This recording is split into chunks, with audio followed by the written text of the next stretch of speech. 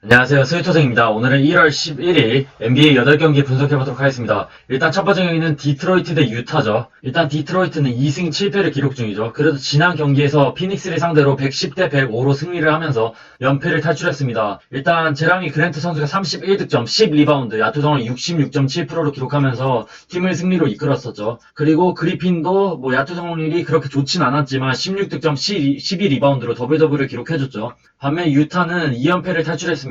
지난 미러키와의 경기에서 131대 118로 승리를 했죠. 강호 미러키를 상대로 야투 성공률 50.5%를 가져갔었죠. 일단 보그다노비치가 20득점, 고베어가 9득점밖에 올리지 못했지만 14리바운드로 제 역할은 충분히 해줬었고, 콜리가 17득점, 그리고 미첼 선수가 32득점을 올려줬었죠. 그리고 무엇보다 유타는 지난 경기에서 팀 3점슛 성공 개수가 25개였죠. 외곽이 매우 좋았던 유타는 이번 경기에서 1.26으로 정배를 받았고, 디트로이트는 2.81로 역배를 받았죠. 이번 경기는 저라면 그래도 유타 일반승이 낫지 않을까 싶네요. 일단 상대 전적에서 디트로이트는 유타를 상대로 최근에 승리한 적이 거의 아예 없었고, 그리고 최근 고베어의 득점력이 많이 좋진 않지만 그래도 플럼리를 상대로는 충분히 활약을 해줄 것으로 보입니다. 물론 잉글스가 빠질 가능성이 있긴 하지만 홀리의 득점력도 살아났고 보그다노비치의 컨디션도 좋고, 그리고 벤치에서 클락슨의 컨디션까지 좋기 때문에 유타가 일반승을 가져갈 것으로 보이고,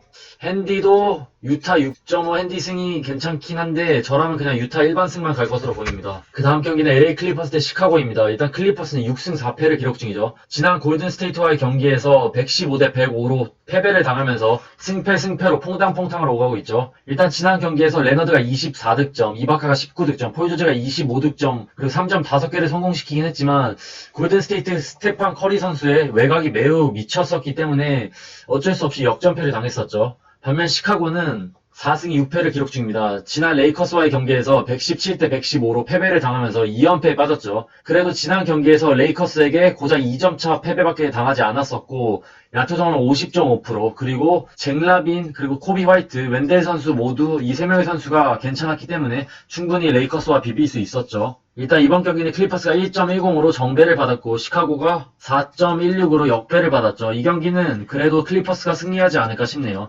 일단 올 시즌 클리퍼스는 패배한 경기, 다음 경기는 무조건 승리하는 경향이 있었죠. 연패는 없었던 클리퍼스고 상대가 시카고이기 때문에 충분히 연패는 안 당할 것으로 보입니다. 그래서 저라면 클리퍼스 일반승으로 갈 것으로 보이고, 그리고 핸디는 10.5라 조금은 애매합니다. 조금 높고 시카고의 지난 경기력이 나쁘지 않았다는 것을 감안하면 클리퍼스 핸디승은 조금 위험해 보일 수는 있습니다. 하지만 그래도 굳이 간다면 클리퍼스 핸디 쪽으로 가는 게 낫지 않을까 싶네요. 그 다음 경기는 브루클린 대 오클라호마의 경기입니다. 일단 브루클린 5승 5패를 기록 중이죠. 지난 멤피스와의 경기에서 115대 100으로 패배를 당했죠. 일단 프린스가 16득점, 제프 그린이 9득점, 그리고 레버트 선수가 43득점, 야투성을 65.2%를 기록했고 3점 슛이 무려 7개였습니다. 그러니까 지난 경기에서 어빙이 자기 마음대로 결장을 했고 듀란트가 결장을 했지만 레버트 선수의 멱살 캐리가 있긴 했지만 그래도 아쉽게 패배를 했죠. 반면 오클라호마도 일단 4승 4패 2연승을 달리고 있습니다. 지난 뉴욕 닉스와의 경기에서 101대 89로 승리를 했죠. 지난 경기에서 길저스 알렉산더 선수가 25득점, 10리바운드, 야투 성공률 64.3%로 맹활약을 해줬고 벤치에서 디알로 선수도 23득점을 올려줬었죠. 일단 이번 경기는 브루클린이 1.13으로 정배를 받았고 오클라호마가 3.78로 역배를 받았죠. 이번 경기는 사실 이번 경기의 포인트는 어빙의 출전 여부를 전혀 알 수 없는 상황이고 듀란트의 복귀 가능성이 있긴 하지만 이것도 오피셜, 그러니까 100% 확정된 건 아닙니다. 그래서 조금은 불안한데 그래도 지난 경기에서 두 팀 모두 그렇게 나쁘진 않았었죠. 그래서 이번 경기는 패스가 답이라고 봅니다. 패스가 답인데 이번 경기에 가고 싶다면 일반 승패는 브루클린 쪽으로 가고 핸디는 오클라호마 쪽으로 가는 게 낫지 않을까 싶네요. 핸디가 10.5고 충분히 오클라호마의 경기력이 조금 올라온 상황이고 상승세로 타고 있기 때문에 핸디는 오클라호마 쪽이 낫지 않을까 싶네요. 다만 어빙과 듀란트 모두 뛴다면, 내일 아침에 뛴다면 그게 조금 변수가 될 수는 있겠습니다. 그 다음 경기는 뉴욕 닉스 대 덴버입니다. 일단 뉴욕 닉스는 5승 4패를 기록 중입니다. 지난 오클라호마와의 경기에서 101대 89로 패배를 당했죠. 패배를 당하면서 연승이 깨진 뉴욕 닉스입니다. 일단 지난 경기에서 야투성으로 35.8%로 매우 저조했고요. 그리고 랜들이 18득점 12리바운드로 더블더블을 기록하긴 했지만 일단 로빈슨 블록의 득점력이 매우 저조했고 오클라호마의 컨디션이 매우 좋았기 때문에 어쩔 수 없이 패배를 당했었죠. 반면 덴버는 일단 승승패승을 오가고 있죠. 지난 필라와의 경기에서 115대 103으로 승리를 했습니다. 이게 오늘 아침 경기였죠. 필라델피아의 주전들이 대거 결장을 했기 때문에 충분히 여유 있게 승리할 수 있었죠. 일단 오늘 아침 경기에서 요키치가 15득점, 12어시스트로 더블더블을 기록해줬고 해리스가 21득점, 머레이가 14득점으로 올려줬습니다. 일단 이번 경기는 덴버가 1.31로 정배를 받았고 뉴욕 닉스가 2.59를 받았는데 저라면 이번 경기는 덴버 일반승으로 갈 것으로 보이네요. 일단 체력적으로 많이 불리하긴 합니다. 덴버가 백투백이기 때문에 뉴욕 닉스가 훨씬 유리한 상황이긴 하지만 일단 상대 전적에서 덴버가 압도하고 있죠. 요키치를 상대로 워낙 약했던 뉴욕 닉스이고 최근 요키치의 컨디션도 나쁘지 않기 때문에 충분히 뉴욕 닉스가 어려움이 많을 것으로 보입니다. 또한 지난 경기에서 그러니까 오늘 아침 경기에서 선수들 모두 30분대 이하를 출전하면서 확실히 체력 관리에도 성공했던 덴버입니다. 그래서 심지어 컨디션까지 괜찮기 때문에 덴버가 충분히 승리할 것으로 보입니다. 뉴욕 닉스는 머레이와의 가드진 싸움에서 머레이를 상대로 우위를 점할 수 없기 때문에 조금 어려울 것으로 보입니다. 그래서 저라면 덴버 핸디 승이 낫지 않을까 싶네요. 그 다음 경기는 보스턴 대 마이애미입니다. 일단 보스턴은 연승을 달리고 있습니다. 지난 워싱턴과의 경기에서 116대 107로 승리를 했죠. 테이텀 선수가 32득점, 야투성을 51.9%를 기록했고 브라운이 27득점을 올려줬었죠. 일단 올 시즌 이미 7승 3패로 매우 잘하고 있는 보스턴입니다. 테이텀과 브라운 이 영건들 그러니까 이 두 명의 에이스들이 맹활약을 해주고 있고 컨디션이 매우 좋았죠. 반면 마이애미는 4승 4패에 그쳤습니다. 일단 지난 워싱턴과의 경기에서 128대 124로 승리하긴 했지만 일단 지난 시즌만큼의 위력이 전혀 나오지 않고 있죠. 일단 이번 경기는 마이애미가 1.23으로 정배를 받았고 보스턴이 2.97로 역배를 받았죠. 일단 체력적으로 보스턴은 이틀 만의 경기고 마이애미는 백투백이기 때문에 확실히 보스턴이 유리하긴 합니다. 하지만 여기에 포인트는 일단 테이텀 선수가 코로나 이슈로 인해서 결장할 확률이 매우 높고요. 거의 결장한다고 보면 되시고 제일런 브라운도 개인적인 건강 상태 때문에 결장을 할 확률이 있다고 합니다. 그래서 이번 경기는 사실 이 두 명이 뛴다고 해도 마이애미가 보스턴에게 2연패를 당할 것 같진 않았는데 이 둘이 나오지 않는다면 충분히 마이애미가 일반승을 가져갈 것으로 보입니다. 왜냐하면 버틀러 선수가 여기 오타가 있는데 버틀러 선수가 지난 경기에서 26득점, 10리바운드, 9어시스트로 거의 트리플 더블급 활약을 해줬었죠. 그래서 버틀러가 공격도 살아났고 수비에서도 좋은 모습을 해주고 있고 아데바요의 지난 경기력 득점력이 많이 좋진 않았지만 16리바운드를 해주면서 골밑이 확실히 지켜줬었죠. 그리고 여기에 헤로 그리고 드라기치 이런 슈터들까지 컨디션이 나쁘지 않기 때문에 마이애미가 승리하지 않을까 싶네요. 그래서 마이애미 7.5 핸디 승이 낫지 않을까 싶네요. 그 다음 경기는 휴스턴 대 LA 레이커스입니다. 일단 휴스턴은 3승 4패죠. 지난 올랜도와의 경기에서 132대 90으로 대승을 거뒀습니다. 팀 야투 성공률이 56%였죠. 일단 PJ 터커가 15득점, 71.4%를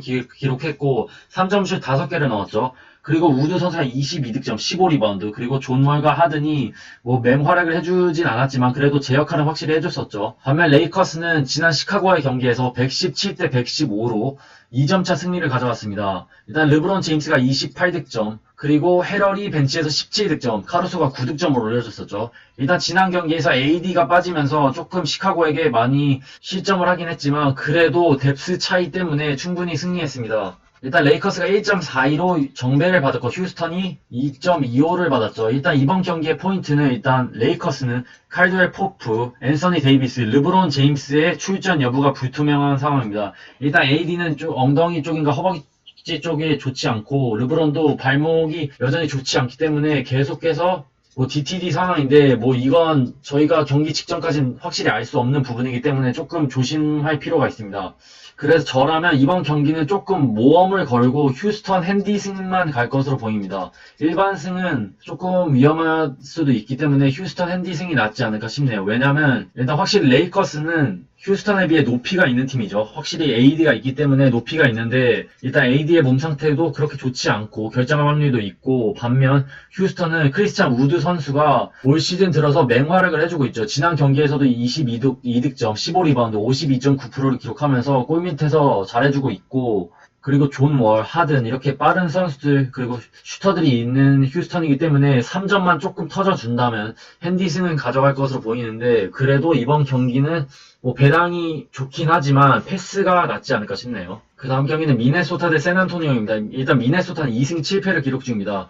연패에 빠졌죠. 일단 칼 앤서니 타운즈가 부상으로 빠지면서 완전히 하락세를 탄 미네소타인데 그래도 그러니까 오늘 아침 샌안토니오와의 경기에서 칼 앤서니 타운즈가 복귀를 했죠. 복귀하면서 25득점, 13리바운드, 야투성 52.9%를 기록하면서 뭐 경기력이 좋긴 했지만 125대 122로 패배를 당했죠, 미네소타가. 반면 샌안토니오는 3연승을 달리고 있습니다. 강호 레이커스, 클리퍼스를 잡고 오늘 아침에 미네소타까지 잡았었죠. 일단 드로잔 선수가 38득점, 그리고 알드리가 10득점, 머레이가 22득점, 14리바운드, 그리고 밀스가 21득점을 올려줬었죠. 일단 이번 경기는 샌안토니오가 1.45로 정배를 받았고 미네소타가 2.18로 역배를 받았죠. 저라면 이번 경기는 미네소타 역배 승이 괜찮아 보이고 더 좋은 픽은 미네소타 핸디 승이 낫지 않을까 싶네요. 미네소타 프렌 승이 나을 것으로 보이는데 왜냐면 일단 두 팀 모두 백투백이긴 하죠. 하지만 지난 경기에서 연장까지 가면서 체력 소모가 매우 컸던 두 팀이었습니다. 물론 샌안토니오가 승리하긴 했지만 샌안토니오는 일단 3연속 따지고 보면 4연속인데 하여튼 3연속, 4연속 원정 경기를 치르는 상황이죠. 가뜩이나 지지난 경기에서 레이커스, 지지난 경기에선 클리퍼스 이런 강호들을 상대했기 때문에 충분히 체력적으로 그리고 심리적으로 많이 지쳐있는 상황일 것으로 보입니다. 그리고 미네소타의 칼 앤서니가 타운즈가 복귀했기 때문에 확실히 수비에서 미네소타가 조금 힘을 발휘하지 않을까 싶네요. 그래서 저라면 미네소타 핸디승으로 갈 것으로 보이는데 변수가 있다면 내일 아침 백투백이기 때문에 앤서니 타운즈의 컨디션 조절 때문에 결정을 한다면 이 경기는 패스하는 게 낫고 칼 앤서니 타운즈가 나온다면 미네소타 핸디승을 노려볼만 한다고 봅니다. 그 다음 경기는 골든스테이트 대 토론토입니다. 일단 골든스테이트는 승승패승으로 가고 있죠. 일단 시즌 초반에 비해서 경기력이 많이 올라온 골든스테이트입니다. 일단 지난 클리퍼스와의 경기에서 115대 105로 여기 오타가 있는데 승리를 했죠. 일단 지난 경기에서 위긴스가 16득점, 야투성 50%를 기록했고 일단 스테판 커리가 38득점, 야투성 54.2%를 기록했고 3점슛 9개를 성공시켰습니다. 반면 토론토는 패승을 오가고 있죠. 그리고 2승 6패로 올 시즌 많이 좋지 않은 토론토인데 그래도 지난 경기에서 세크라멘토를 상대로 144대 123으로 승리를 했죠. 팀 야투성은 58.2%를 기록했습니다. 지난 경기에서 시아캄 선수가 살아났죠. 17득점, 12리바운드로 더블더블을 기록해줬고 그리고 벤블리트가 34득점, 그리고 3점슛 5개를 성공시켰죠. 일단 아이러니한 게 토론토는 일단 베인즈와 라우리가 지난 경기에서 뛰지 않았는데도 144득점을 올리면서 대승을 거뒀었죠. 이게 조금 아이러니한데 일단 토론토가 1.59로 정배를 받았고 골든스테이트가 1.92로 역배를 받았죠. 이번 경기는 조심할 필요가 있는데 골든스테이트 역배승이 충분히 가능하다고 보고 골든스테이트 핸디승이 더 괜찮다고 봅니다. 왜냐면 일단 토론토가 지난 경기에서 연패를 탈출하면서 분위기를 반전시키긴 했지만 여전히 어수선한 상황이라고 봅니다. 알렉스 랭과 베인스가 주전 센터를 오가고 있고 아직 로테이션에 정확한 그게 없기 때문에 조금 어수선하고 그리고 부시가 벤치에서 활약을 해주고 있긴 하지만 라우리가 또 이번 경기에서 뛴다면 지난 경기와는 조금 다른 경기의 양상을 또 보여줄 수 있기 때문에 조금은 불안하고요. 그리고 반면 골든스테이트는 일단 위긴스가 완전히 살아났고 커리의 컨디션이 매우 좋다는 것입니다. 그래서 사실 이번 경기에서 오브레 선수가 조금 더 활약을 해주고 분발해준다면 충분히 토론토와 비빌 수 있다고 봅니다. 다만 여기에 변수가 있다면 위긴스가 지금 DTD 상황이죠. DTD 상황이기 때문에 이거는 라인업을 보고 가시는 게 가장 좋긴 한데 만약에 위긴스가 나오지 않는다면 이번 경기는 토론토 쪽으로 가는 게 낫긴 하지만 위긴스가 나온다는 가정하에 골든스테이트 핸디승이 낫지 않을까 싶네요. 그럼 1월 11일 NBA 8경기 분석해봤습니다. 시청해주셔서 감사합니다. 1월 11일 NBA 경기들은 매우 위험한 경기들이 있어서 조금은 많이 조심할 필요가 있고 욕심 안 부리고 패스하시는 것도 답이라고 봅니다. 건승 렛츠고!